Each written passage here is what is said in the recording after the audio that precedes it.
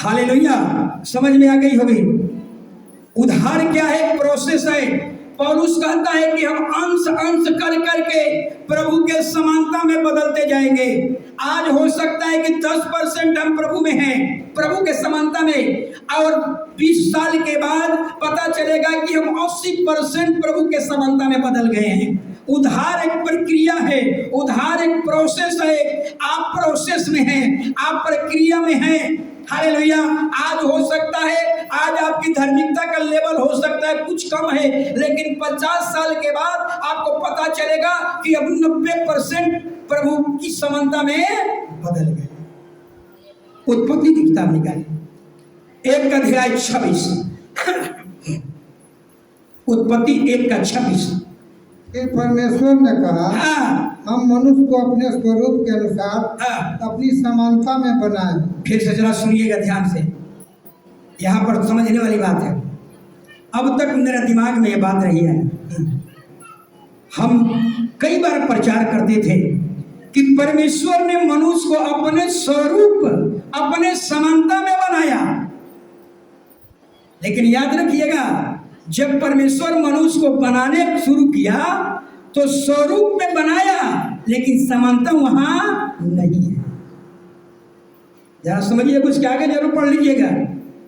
27 वचन पढ़ लीजिए, क्या लिखा हुआ? जब परमेश्वर ने मनुष्य को अपने स्वरूप के अनुसार उत्पन्न किया, अपने ही स्वरूप के अनुसार परमेश्वर ने उसको उत्पन्न किया, नर और नारी करके उसने मनुष्यों की सृष्टि की। देख रहे ना, अपने स्वरूप के अनुसार बनाया, लेकिन समानता में नहीं बनाया। हालेलुया। आप समझिए, यीशु परमेश्वर ने जरूर कहा कि स्वरूप के अनुसार समानता में बनाएंगे, लेकिन जब बनाने की बात आई तो परमेश्वर ने स्वरूप में बनाया, लेकिन वहां समानता नहीं है। यानी समानता का मतलब वहां समानता नहीं है, यानी इसका मतलब समानता वहां गायब है। यानी कहने का मतलब यही है कि अब हमें समानता हमें लाना होगा।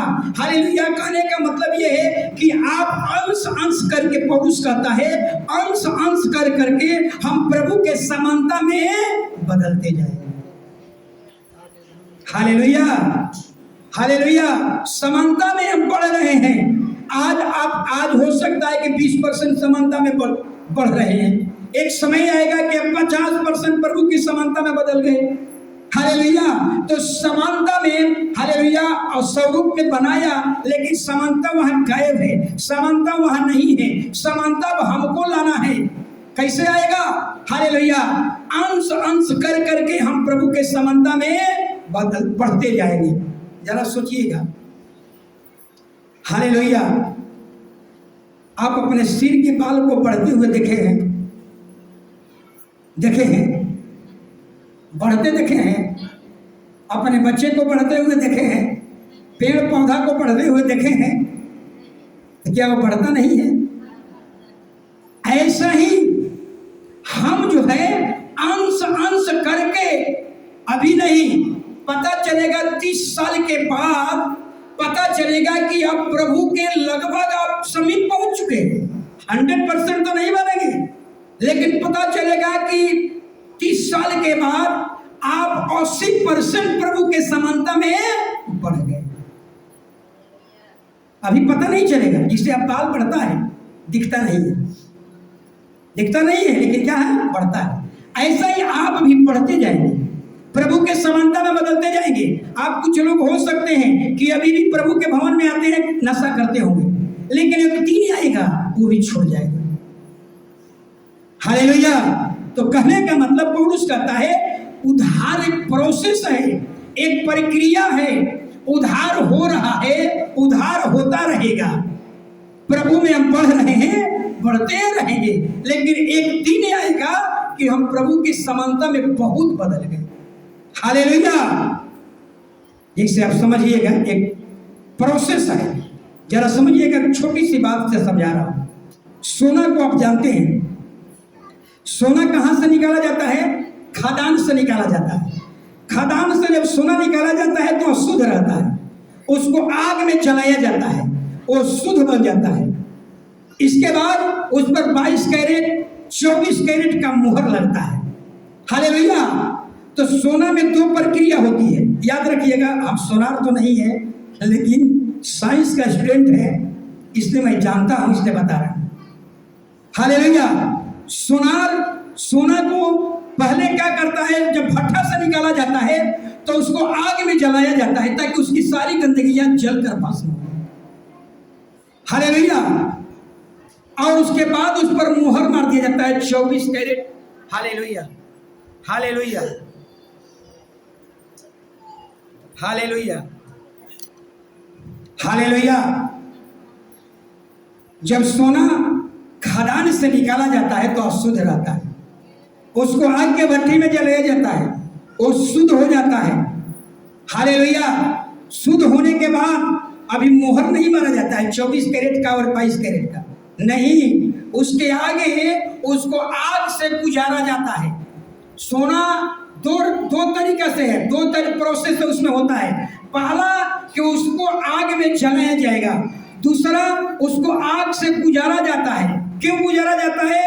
कि वह फोल्ड किया जा सके और जैसा मैं चाहूं वैसा वो बन सके। वैसा ही हालेलुया हम जो है खदान से निकाले गए हैं, संसार से हम निकाले गए हैं, और आपको भी दो प्रोसेस से गुजरना पड़ता है। एक आग के भट्टी में जलाया जाता है और दूसरा आग से गुजारा जाता है। हालेलुया। आग से गुजरने का मतलब यही होता है कि सोनार उसको आग से गुजारता है ताकि उसको फोल्ड करके एक गहना का रूप बना सके। फोल्ड करके, आपको तोड़ना नहीं चाहता, आपको मोड़ना चाहता है ताकि वो नम्र बन जाए और जैसा चाहे वैसा आपको बना दे। हालेलुया। तो ये भी एक प्रोसेस है और मनुष्य के जीवन में यही पर सबसे ज्यादा कष्ट होता है। हालेलुया। जब परमेश्वर आपको मुड़ना चाहता है, आप मुड़ नहीं पाते हैं, आप कठोर हैं, आप घमंडी हैं। पहले प्रभु में नहीं थे तो वो घमंड, प्रभु में आने के बाद भी घमंड। हालेलुया। इसलिए परमेश्वर का वचन कहता है यही पर तकलीफ होती है। कब? जब आपको मोड़ना चाहता है, आपको नम्र बनाना चाहता है, वहीं पर आप नम्र नहीं बन पाते। आप पिछवाला बैकग्राउंड जो था घमंडी, वही घमंड अब तक अपने जीवन में रखे हुए हैं, इसलिए आप मोड़ नहीं पाते और एक परमेश्वर का हालेलुया उसमें झलक नहीं दिख पाता। यही कारण है हालेलुया कि मसीह के स्वरूप हमारे अंदर दिखाई नहीं पड़ता। एक विज्ञापन को मैंने देखा, जरा समझिएगा। परमेश्वर का मतलब ये नहीं है, हालेलुया, परमेश्वर का मतलब ये नहीं है कि आपको तोड़ दे। Hallelujah, hallelujah, hallelujah, hallelujah, hallelujah. परमेश्वर का मतलब ये नहीं है। Hallelujah, hallelujah. एक विज्ञापन को मैंने देखा, जरा सोचिएगा। हालेलुया। परमेश्वर आपको तोड़ना नहीं चाहता। हालेलुया। हर एक चीज तोड़ना टूटना अंत नहीं है। जिसे बहुत एक बड़ा विज्ञापन पर देखिए दो चीज दिखाया था। एक विज्ञापन में क्या था कि एक अंडा है और अंडा टूटा और उसमें से चूजा बाहर निकल रहा है। ये अंडा का टूटना अंत नहीं है, एक नई जीवन की शुरुआत है। अंडा टूटा, चूजा बाहर निकला। ये अंडा टूटने का मतलब क्या है? अंत नहीं है। हर एक चीज का टूटना अंत नहीं होता है। परमेश्वर आपको तोड़ना चाहता है, हालेलुया, लेकिन इसका मतलब ये नहीं है कि आपको अंत करना चाहता है, नहीं। और वहीं पर एक और दिखाया था, एक बीज है, जिसे मान लीजिए कि लौका का बीज, और वो बीज का कवर फटा और उसमें से एक नया पौधा निकल गया। तो इसका मतलब क्या है कि बीज फटा, इसका मतलब कि अंत नहीं है, इसका मतलब वहां एक नए जीवन की शुरुआत है। यानी अंडा टूटा, चूजा बाहर आया। अंडा टूटने का मतलब अंत नहीं है, अंडा का अंत नहीं हुआ, एक नए जीवन की शुरुआत हुआ।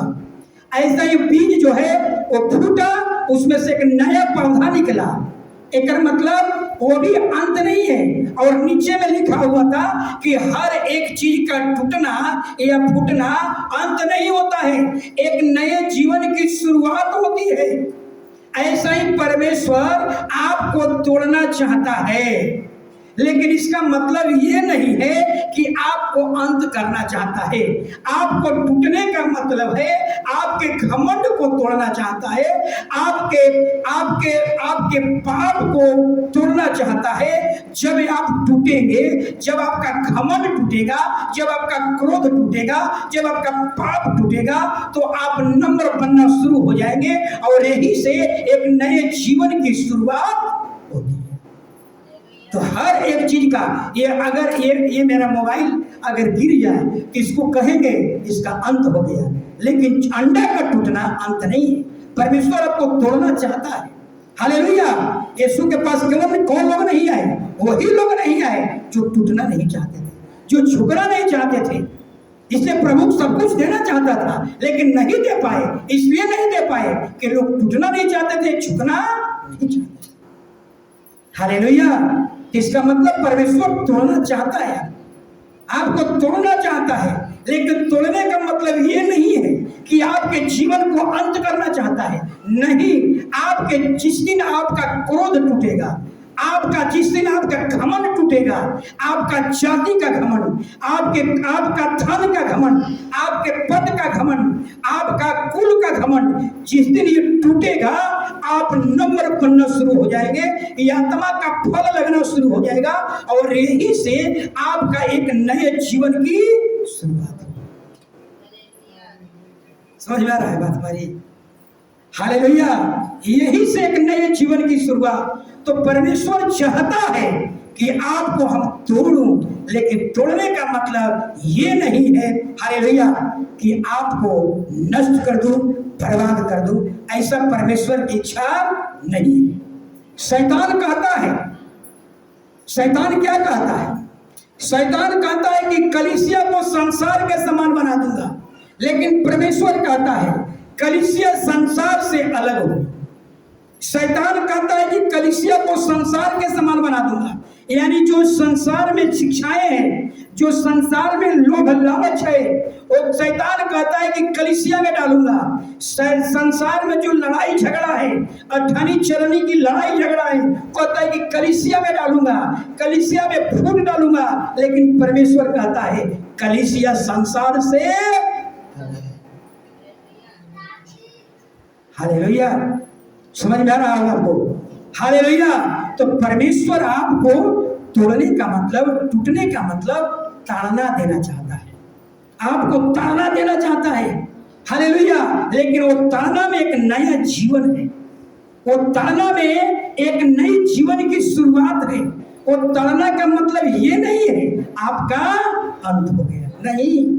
आपके घमंड, आज भी कलीसिया में कुछ ऐसे लोग हो सकते हैं हालेलुया, जो दूसरे के सामने दावा करते होंगे हम सबसे ज्यादा अमीर हैं, हम फलाना जाति के, हालेलुया, हम सबसे ज्यादा पढ़े लिखे, हम सबसे अच्छा कपड़ा पहनते हैं, याद रखिए हमारे पास सबसे ज्यादा गहना है। ये घमंड है, यही घमंड को परमेश्वर तोड़ना चाहता है। जिस दिन ये घमंड आपका टूटेगा, आपका जाति का घमंड, आपका धन का घमंड, आपका पद का घमंड तोड़ेगा, हालेलुया, उस दिन से घमंड टूटेगा, आप नम्र बनना शुरू हो जाएंगे, आत्मा का फल लगना शुरू हो जाएगा और यही से एक नए जीवन की शुरुआत हो जाएगी। यही है मसीही जीवन, यही है मसीही जीवन। अगर आप केवल चर्च आ रहे हैं, जा रहे हैं, लेकिन आप में परिवर्तन नहीं हो रहा है, आप मसीह के समानता में नहीं बदल रहे हैं, इसका मतलब है आप हारा हुआ मसीह, आप हारा हुआ मसीह है। हालेलुया। परमेश्वर आपको हारने के लिए यहाँ नहीं लाया है, परमेश्वर आपको जयवंत होने के लिए लाया है कि आप जहां भी रहिए शैतान पर जयवंत हो जाइए, क्रोध पर जयवंत हो जाइए, मूर्ति पूजा पर जयवंत हो जाइए, लोभ लालच पर जयवंत हो जाइए, व्यभिचार पर जयवंत हो जाइए, नशा पर जयवंत हो जाइए, झूठ पर जयवंत हो जाइए। इसके लिए प्रभु आपको चुना है। हालेलुया। अपने को जांचिए। हालेलुया। क्या आप इस पर जयवंत हो पाए? हालेलुया। आगे हालेलुया। क्यों नहीं जयवंत हो पाए? क्योंकि हम टूटना नहीं चाहते, हम झुकना नहीं चाहते। लास्ट में हम देखेंगे। हालेलुया। क्यों? क्योंकि परमेश्वर के वचन को हम रिसीव नहीं करते। याद रखिएगा, जब मरियम के पास स्वर्गदूत आया था, कहा कि हे मरियम, तुझसे एक पुत्र उत्पन्न होगा, कुंवारी में तेरा एक बेटा उत्पन्न होगा, तो उसको नाम उसका यीशु रखना। मरियम ने क्या कहा? तेरे वचन के अनुसार हो। यानी उसके वचन को मरियम ने रिसीव किया, तब यीशु मरियम के गर्भ में आए। हम भी वैसा ही, हम परमेश्वर के वचन को रिसीव करें, तब हम समानता में बदलते चले जाएं। आप जानते हो ना कि मूसा के समय में, नूह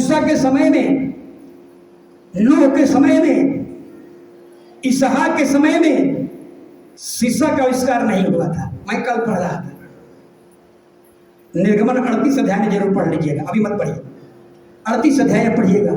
शीशा का आविष्कार नहीं हुआ था, कांच का आविष्कार नहीं हुआ था, तो लोग चेहरा कैसे देखते थे? उस समय दर्पण कौन जी का होता था? मैं कल उसको पढ़ रहा था, अचानक पेट पलटा मेरे दिमाग में आ गया। पीतल का दर्पण हुआ करता था, पीतल का दर्पण, जो हौद बनता था पीतल का, जो पाया बनाया जाता था पीतल का, और उसमें नियम क्या था? उसको घसड़ते जाओ, घसड़ते जाओ, घर्षण लगते जाओ, उसको खींचते जाओ, तब तक खींचते रहना है, तब तक उसको खींचते रहना है, जब तक आपका चेहरा उसमें दिखाई न पड़े।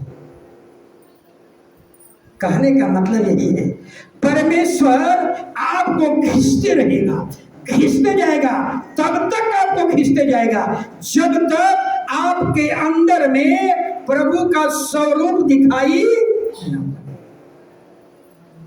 यही दूसरा प्रोसेस, आग से गुजारेगा। दो बात है, सोनार दो तरीके से सोना को गुजारता है, एक जलाएगा और जब उसको रूप देना होगा तो आग से गुजारेगा, और हमको परमेश्वर घिसेगा। यही है दूसरा प्रोसेस। हालेलुया। आग से गुजरने का मतलब हमारे घमंड को तोड़ देगा, हमें नम्र बना देगा, हमें मुलायम बना देगा। जिसे सोनार उसको क्या करता है, उसको जैसा चाहता वैसा, जब सोना को जब भट्टी से आग से गुजारेगा तो उस मुलायम हो जाता है, नम्र हो जाता है, जैसा चाहता वैसा झुक जाता है। यही है दूसरा प्रोसेस। जो पीतल का दर्पण होता था उस पर खींचता जाता था, जब तक खींचते रहो, तब तक खींचते रहो, जब तक उस दर्पण में मनुष्य का चेहरा दिखाई न पड़े। आपको भी परमेश्वर, हालेलुया, तब तक आपको खींचते रहेगा। दूसरा प्रोसेस आग में डालेगा, जब तक आप टूट न जाए, आपका घमंड टूट न जाए, आपका जाति का घमंड, आपका धन का घमंड, आपका बुद्धि का घमंड, आपका पद का घमंड जब तक टूट नहीं जाएगा, तब तक आपके अंदर खुदा का स्वरूप नहीं दिखेगा। हालेलुया। तो याद रखिए, हालेलुया, हमारे अंदर हैंग हो गया है, हमारे अंदर, हालेलुया, ये संगति करने का मतलब क्या है? हमारे अंदर खुदा का स्वरूप दिखे, खुदा का कैरेक्टर देखे, खुदा का झलक देखे, खुदा का पवित्रता देखे, खुदा का टीचिंग दिखाई पड़े। यही है संगति का मतलब, यही है समानता बदलने का मतलब। हालेलुया। जब आप कहते हैं कि आज के बाद हम कभी झूठ नहीं बोलेंगे, 10% आपके अंदर पवित्रता प्रभु की समानता में बदल गई। जिस दिन आप कहेंगे कि प्रभु आज के बाद हम, महात्मा गांधी ने एक झलक लिया, एक झलक मैं बता चुका, क्या झलक था? एक थप्पड़ तुम्हारे गाल पर कोई मारेगा तो दहिना गाल दे देना, ये कहीं धर्मशास्त्र में पढ़ लीजिए, कहीं नहीं मिलेगा। ये बाइबिल का वचन है। महात्मा गांधी बाइबिल पढ़ते थे, इसमें से एक वचन को निकाल लिया। सोचिए, देश का राष्ट्रपिता साउथ अफ्रीका में गए, रंग भेद दूर कर हो रहा, भेदभाव हो रहा था, गोरा काला का भेदभाव चल रहा था। महात्मा गांधी वहां गए और गए तो वहां एक व्यक्ति आया और महात्मा गांधी के मारा तमाचा चोर से गाल पर। महात्मा गांधी मुस्कुराए, क्रोधित नहीं हुए, क्रोधित नहीं हुए। महात्मा गांधी मुस्कुराए और कहा, बेटा अगर तू अभी भी खुश नहीं हो तो इस गाल पर ही मार लो, लेकिन खुश तो हो जाओ। तुरंत उस व्यक्ति को झटका लगे, सोचा कि वो हम तो संत को मार दिए, और तुरंत महात्मा गांधी के पांव पर गिर गया। ये है झलक, ये है झलक। उसको कोई स्वार्थ नहीं था। वो चाहते तो देश का राष्ट्रपिता बन सकते थे, लेकिन कोई स्वार्थ नहीं था।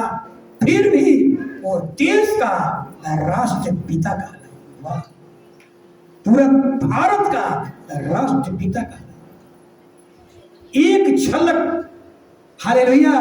अगर आपको कोई, आप भी ठान लेते हैं पास्टर जी हमको भी कोई मारेगा तो हम भी दूसरा गाल दे देंगे, एक थप्पड़ मारेगा और आंख लाल हो जाए, कहाँ है झलक?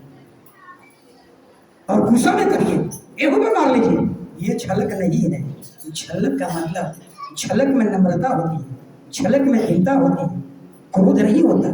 क्रोध आ गया तो झलक का, बाइबिल कहती है, पौलुस कहता है, क्रोध धर्म का पालन कभी नहीं कर पाएगा।